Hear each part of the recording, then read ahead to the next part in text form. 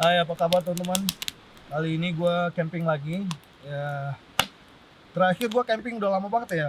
Itu waktu summer tahun kemarin. Nah, sekarang baru mau summer lagi nih. Jadi gue usahain untuk camping tiap minggu, at least seminggu sekali ya teman-teman. Ini sekarang jam setengah 10. Kita siapin buat dinner dulu ya teman-teman. Gue ada turkey bacon, gue ada telur juga, terus ada bagel juga.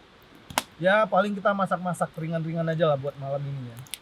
Ini gue abis nyalain apinya, ntar kita pakai charcoal ya teman-teman. Kita sekarang masih di daerah Washington State, lebih tepatnya di daerah Snoqualmie Pass. Di situ ada 2 apa 3 danau gitu. Yang satu Cle Elum Lake, yang satu lagi Catchis Lake. Nah, yang satu lagi gue lupa. Nah, kita lagi berada di Catchis Lake, Danau Catchis.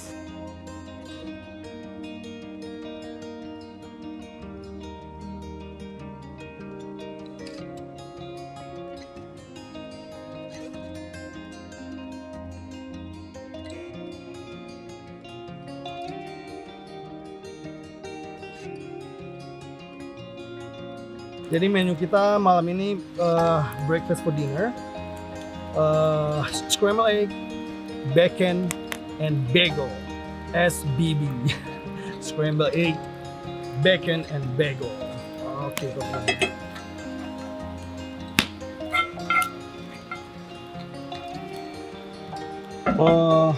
Kita masak malam-malam aman nggak ya? Di depan tadi ada peringatan. Daerah yang berpotensi ada beruangnya gitu. Nah, scramble egg-nya udah. Sekarang kita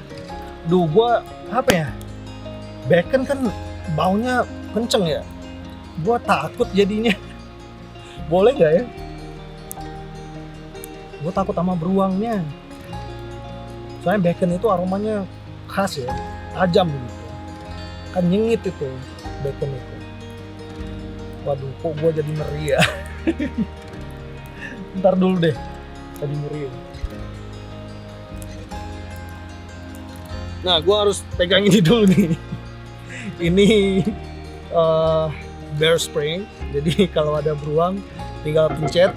Jadi dia bakal ngeluarin gas kayak gitu, kayak percikan gas. Jadi itu katanya bikin beruang itu kabur karena dia nggak suka dengan aromanya, terus dia bisa gatal-gatal. Soalnya kemarin itu sebelum camping gue selalu tes dulu ini bekerja atau enggak gitu, dan kemarin sempet kena tangan gue gatal kayak kayak alergik kayak gitu ya. Mudah-mudahan gue nggak pernah ketemu ya, jadi mudah-mudahan ini nggak kepake juga. Kalau ini kepake itu tandanya gue udah pernah ketemu sama beruang gitu. Mudah-mudahan enggak lah, malam ini juga enggak lah. Kayaknya gue nggak jadi masak bacon deh, gue jadi parno. Kalau teman-teman pernah masak bacon, teman-teman pasti tahu lah aromanya bacon itu kayak gimana, kenceng, khas, tajam gitu. Jadi beruang itu, misalkan gue masak bacon nih, baju yang gue pakai nih kan otomatis baunya bau asap bacon ya. Gue bawa tidur, wih, itu tenda gue udah diacak-acak udah. Ini kan makanan gua mana? Waduh, enggak deh. Ya udah, proteinnya telur, karbohidratnya roti, cocok. Iya. Dinner kita udah ready. Wow. Menu dinner gua malam ini bagel, scrambled egg, teh manis, bukan teh manis, unsweet tea, sama dicocok-cocok nih cream cheese ya. Wih, mantap.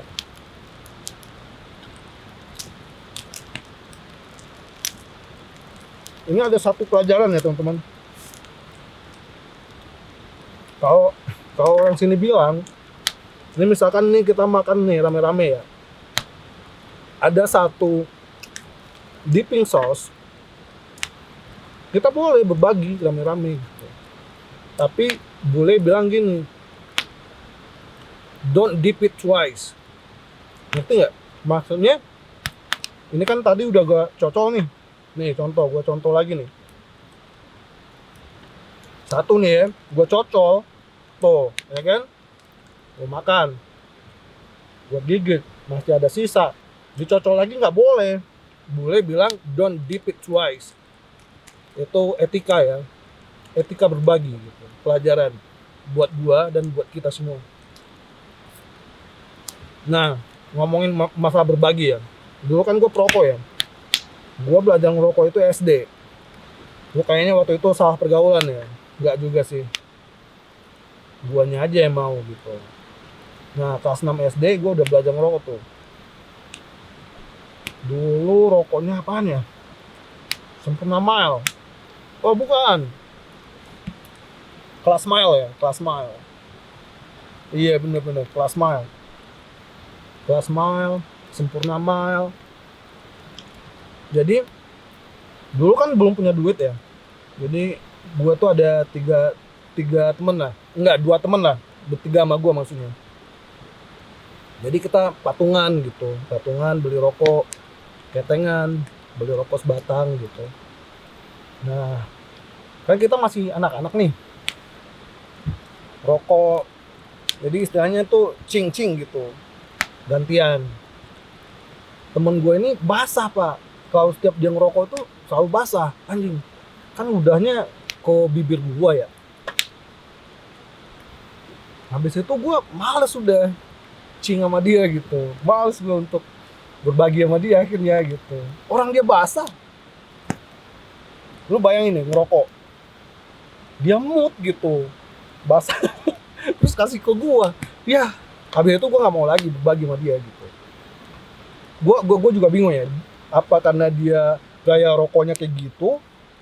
Apa karena biar orang gak minta gitu? Ngerti kan maksud gue? Jadi jangan kayak gitu lah ya. Kalau berbagi jangan kayak gitu.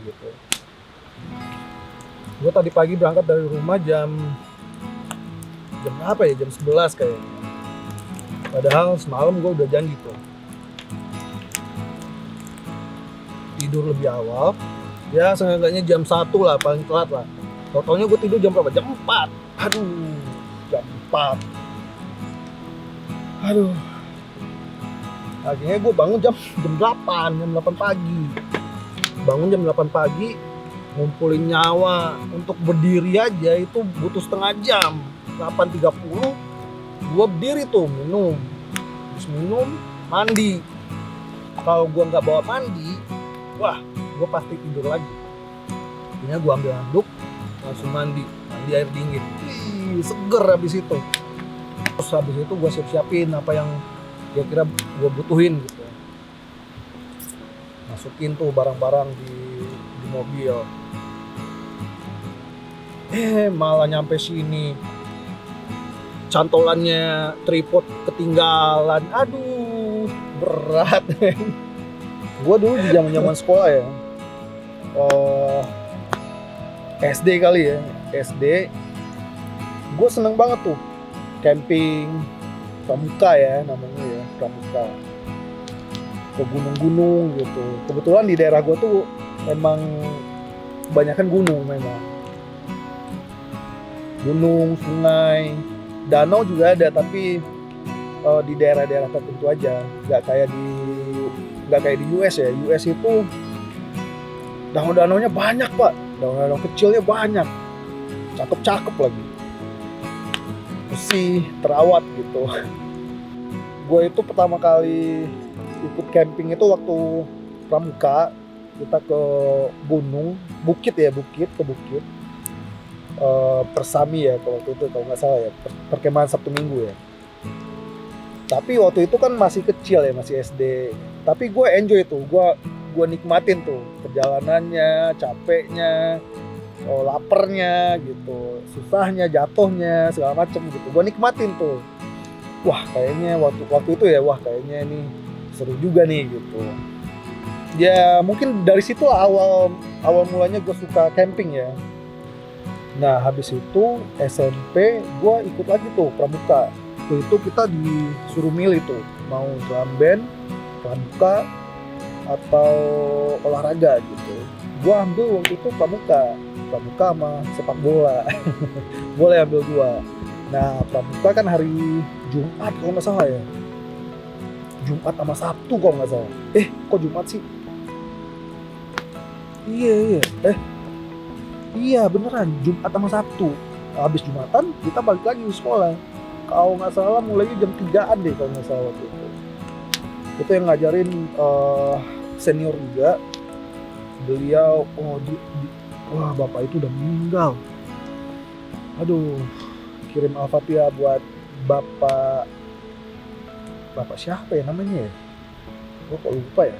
Tuh, ya pokoknya buat bapak itu kita kirim Al-Fatihah buat beliau, teman-teman. Bismillahirrahmanirrahim. Alhamdulillahirabbil alamin arrahmanirrahim maliki yaumiddin iyyaka na'budu wa iyyaka nasta'in ihdinas siratal mustaqim siratal ladzina an'amta 'alaihim ghairil maghdubi 'alaihim waladdallin. Amin.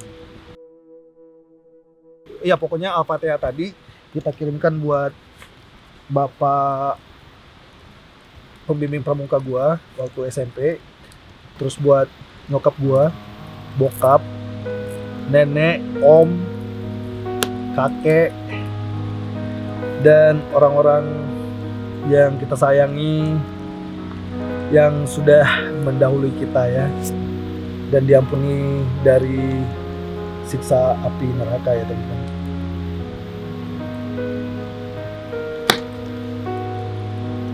Hidup itu pendek ya, pendek pak. Nyokap gue meninggal di usia 40. Coba lu bayangin. 40 tahun. Anak-anaknya masih kecil, men. Buset. Usia itu pendek banget ya, 40 tahun ya. Gue aja sekarang 35. 5 tahun lagi tuh 40. Wow. Nyokap gue meninggal waktu gue 13 tahun, kelas 2 SMP. Terus bokap waktu gua kuliah ya 18 tahun. Tuh 5 tahun jaraknya. Iya ya, 40 tahun udah meninggal loh. Viewers gua ada nggak nih yang usia 40 tahun nih? Bukan, maksud gua gini, usia itu emang pendek ya, nggak berasa man. Momen di saat gua usia 13 tahun itu, gua masih ingat sampai sekarang.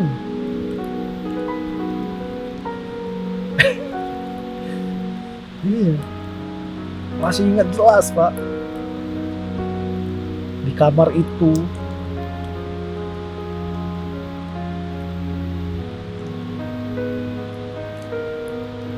di malam itu, akhirnya sampai subuh itu, wow, nyokap gue meninggal di pelukan bokap. Gokil ya. Malam itu nyokap gue tuh beli gorengan, anak-anaknya udah pada tidur semua tuh, dibangunin dong anak-anaknya, tiga-tiganya dibangunin. Logikanya di mana coba? Orang tua baru pulang nih tengah malam, anak-anaknya udah pada tidur, bawa gorengan. Orang tua mana yang bangunin anaknya malam-malam buat makan gorengan doang? Nyokap gua malam itu. Kalau orang tua yang berpikirannya apa ya, maksud gua gini, ini udah disetup sama Allah gitu. Biasanya kalau orang tua itu pulang lihat anaknya udah pada tidur, bawa gorengan, ya udah deh besok aja anak-anak besok pagi sarapan gorengan. Bangun-bangun pagi langsung tuh sarapan gorengan, ya kan? Tapi nyokap gua malam itu enggak. Ke kamar gua tuh, gua sama adik gua yang cowok tidur barengan, dibangunin dua-duanya. Gua sama adik gua bangunin, ini ada gorengan nih, jam 12 malam.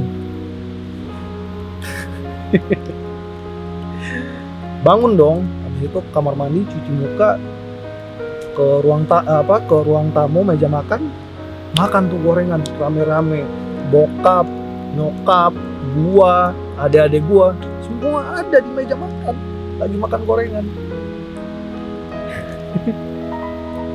Coba besok paginya udah diambil sama Allah. Kayak gitu ya. Coba malam itu nyokap gua nggak bangunin, gua nggak ngeliat senyuman terakhirnya, ya kan? Kalau seandainya nyokap gua berpikiran kayak yang gua bilang tadi, ya udah deh besok aja deh anak-anak bangun pagi langsung makan gorengan. Nggak ngeliat gua, adik-adik gua semua nggak ngeliat senyuman terakhirnya nyokap gitu. Coba bayangin. Tapi malam itu dibangunin semua, makan bareng. Hebat ya. Skenarionya Allah itu hebat. Buset, gue nggak kebayang Pak.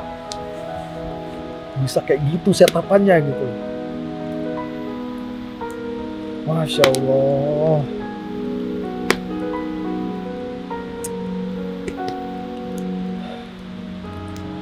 Allah la ilaha illa huwal hayyul qayyum la ta'khudhuhu sinatun wa la nawm lahu ma fis samawati wa ma fil ardh man zal ladzi yashfa'u indahu illa bi iznihi ya'lamu ma baina aydihim wa ma khalfahum wa la yuhituna bi syai'in min ilmihi illa bima syaa wasi'a kursiyyuhu samawati wal ardh wa la ya'uduhu hifdhuhuma wa huwal 'aliyyul 'azim.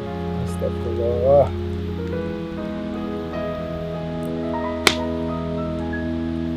Ngobrol apaan sih malam ini? Buset dah.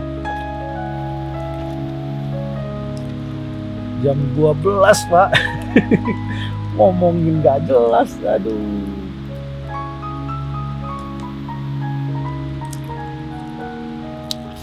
Gua harap ya bagi viewers gua yang nonton video ini, selagi nyokapmu masih ada, selagi ibumu masih ada, sayangi dia. Penuhi permintaannya. Kalau lu belum bisa penuhi permintaannya, janjikan. Nyokap itu, orang tua itu, ibu itu gak bakal minta muluk-muluk. Dia tahu anaknya. Ya kalau seandainya lu belum bisa membalas kebaikannya, paling tidak lu jangan bikin ulah deh, jangan bikin malu orang tua lu.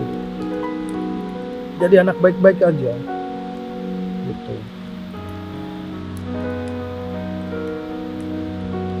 Karena di saat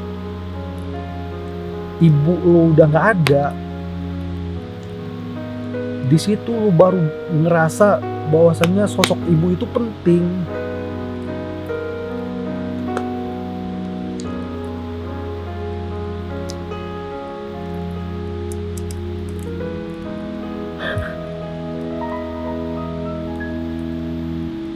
Ibu gue bangga gak ya lihat gue ya?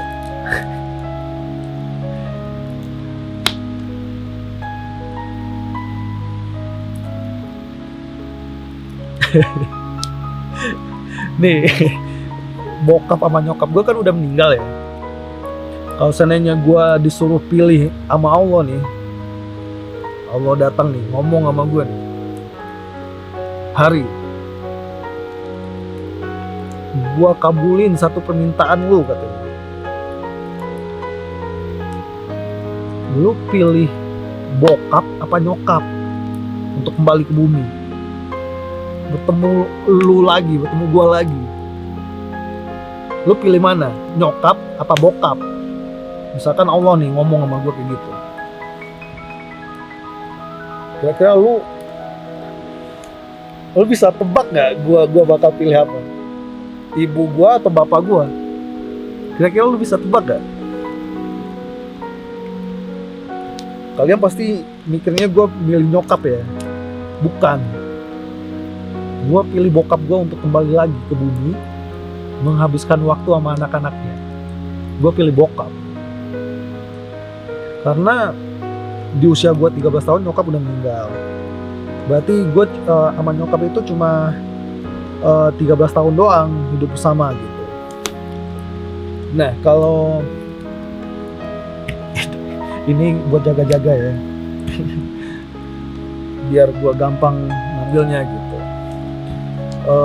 Kalau bokap di usia gue 18 tahun, berarti gue sama bokap itu semasa hidup bergaul selama 18 tahun. Tapi yang berkualitas, yang gue habisin waktu berkualitas itu ya dengan nyokap. Meskipun gue sama nyokap itu cuma 13 tahun ya, quality time-nya itu ya sama nyokap kebanyakan. Soalnya bokap itu pekerja keras ya. Bokap gue itu kerja di kantor BPS ya, Badan Pusat Statistik. Di bokap gue itu kerjanya di kota, jaraknya dari rumah ke kantor itu sekitar 30 menit lah. Jadi pagi itu anak-anaknya masih tidur, bokap gue udah bangun dan berangkat kerja. Anaknya bangun, dia nggak lihat bokap lagi tuh, mana bokap gue, ya kan? Bokap gue pulang jam malam pak, 7, 8. Anak-anaknya udah pada tidur. Apalagi vacation, libur 1 bulan misalkan, ya gue jalan-jalannya sama nyokap. Meskipun kita bertiga, nah waktu itu kan adek gue yang cewek belum lahir. Kebetulan kita bertiga, which is gue, adek gue yang cowok, terus nyokap gue. Kalau tiga-tiganya ini naik bis, mabuk darat. Tapi ya tetep aja nyokap ngajak anak-anaknya jalan-jalan gitu, menikmati hari-hari libur gitu. Itu nyokap. Bokap gue sibuk kerja, nyari duit. Zaman itu kan belum ada korupsi ya. Kenapa gue bilang belum ada korupsi? Karena zaman Soeharto waktu itu korupsinya itu ya ruang-ruang seputar istana aja gitu. Kalau ke daerah kan kita jarang denger ya. Misalkan kayak di provinsi B tertangkap tangan gubernurnya gitu. Kan sekarang kayak gitu. Dulu kan zaman Soeharto enggak deh kayaknya. Itu kan ruang lingkup Soeharto aja gitu.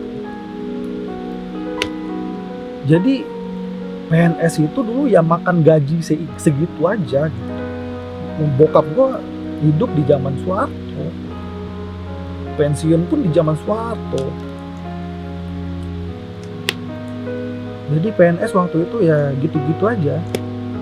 Jadi bokap gue tuh kerja cari duit, kerja cari duit gitu. Tapi ya alhamdulillah juga sih bokap gue hidup di zamannya Soeharto jadi PNS.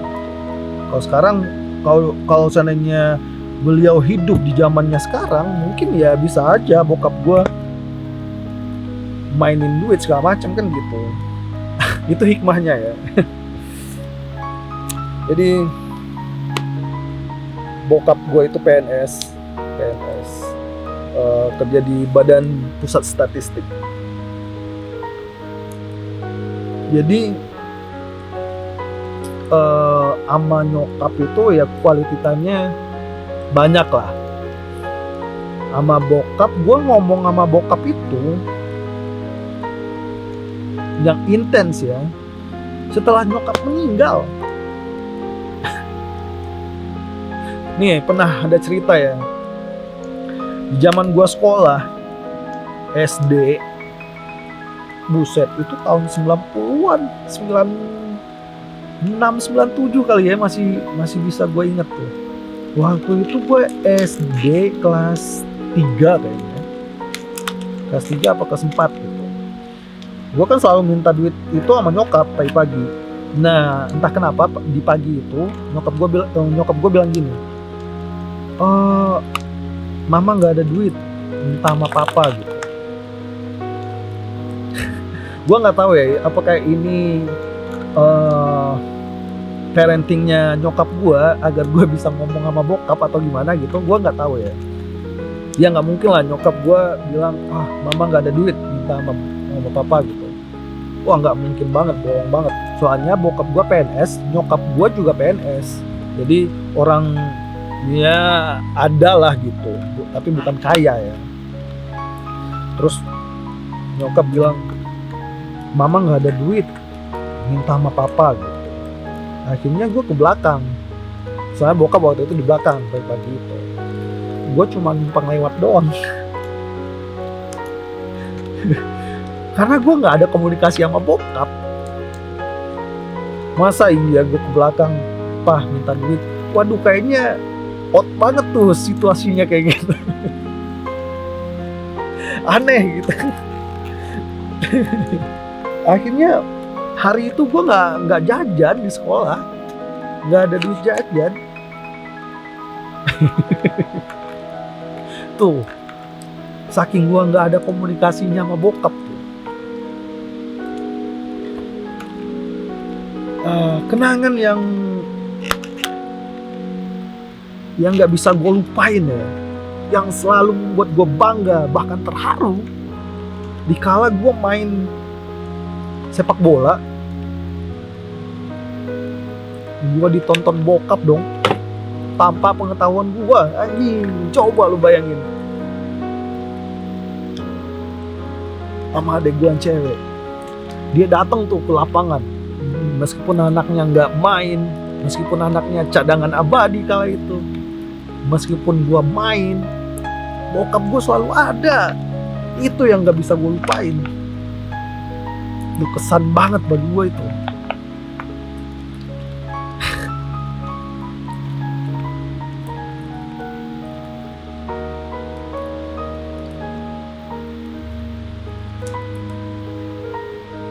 Cuma sayang kita nggak pernah ngobrol.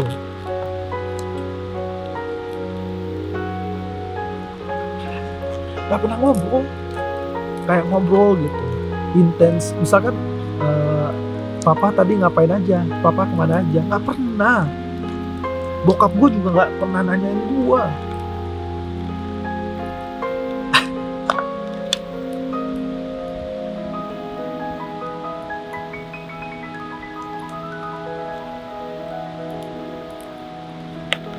Makanya gue kalau disuruh sama Allah kayak gitu ya, gue pilih bokap, balik lagi ke bumi, menghabiskan waktu sama anak-anaknya. Gue pengen beliin bokap senapan angin, Pak. Banyak tuh, panjang-panjang lagi. Bokap itu dulu suka nembak tupai ya. Kebetulan di belakang rumah banyak pohon kelapa, jadi nembak tupai, nembak apa lagi ya, pokoknya yang pemangsa kayak gitu ditembakin sama bokap gitu, pakai senapan angin tuh yang dipompa 8 kali. Cek gitu. Iya, gue bakal teleponan tuh tiap malam. Gue beliin senapan angin yang panjang segini nih, yang buat berburu tuh, gue kirimin ke Indo. Rumah udah gue ini sih, udah gue desain ulang. Apalagi gue beliin tiket ke sini, camping bareng sama gue.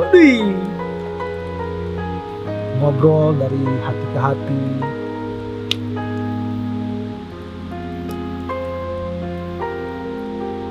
Ngobrol masalah percintaan ya. Kayaknya percintaan bokap juga tragis deh kayaknya. Bokap gue itu ganteng ya. Gue akui, bokap gue itu kayak bule beneran. Hidung mancung tuh, kuncing, bukan mancung lagi. Hampir sama lah kayak hidung gue, tapi bokap tuh lebih mancung lagi gitu. Rapi. Bajunya bokap itu nggak pernah yang namanya keluar. Rapi, bersih. Piring nih yang udah dicuci, yang di rak-rak itu, kalau bokap mau makan ambil piring, cuci lagi tuh. Habis dicuci keringin, langsung makan. Bersih bokap tuh. Bokap gua tuh tinggi, putih, wajah mulus, nggak jerawatan kayak gua, rambut lurus, apalagi punya rahang, kelihatan rahangnya. Nyokap gue pendek tapi manis. Kayaknya malam ini kita ceritanya apa ya? Cerita yang nggak seharusnya gue ceritain sih. Tapi ya it's okay lah. Ya namanya gue berbagi. Ya pelajaran. Ya mungkin ada beberapa pelajaran yang bisa diambil dari kisah yang gue ceritain tadi. Dan mungkin juga ada beberapa kekurangan, mohon dimaklumi. Gue cuma cuma berbagi aja. Gue cuma berbagi. Ya siapa tahu teman-teman bisa ambil hikmahnya, atau gue bisa belajar dari situ juga. Kayak pembahasan malam ini terlalu berat ya. Tapi nggak apa-apa lah. Ya mungkin untuk malam berikutnya kita bahasnya yang ringan-ringan aja deh. Nggak harus yang berat-berat gitu. Kayaknya malamnya sampai di sini aja kali ya teman-teman ya. Mungkin kita akan ketemu lagi di camping-camping berikutnya ya teman-teman. Di malam-malam penuh cerita, penuh makna tentang kehidupan ya. Ada yang pahit, ada yang manis, ada yang sedih, ada yang terkhianati dan segala macam ya. Ya itulah hidup. Nanti kita ketemu lagi di episode berikutnya menceritakan masa lalu, masa depan, bahas apa aja tentang kehidupan gue ya teman-teman.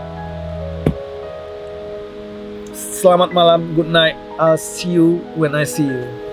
Bye.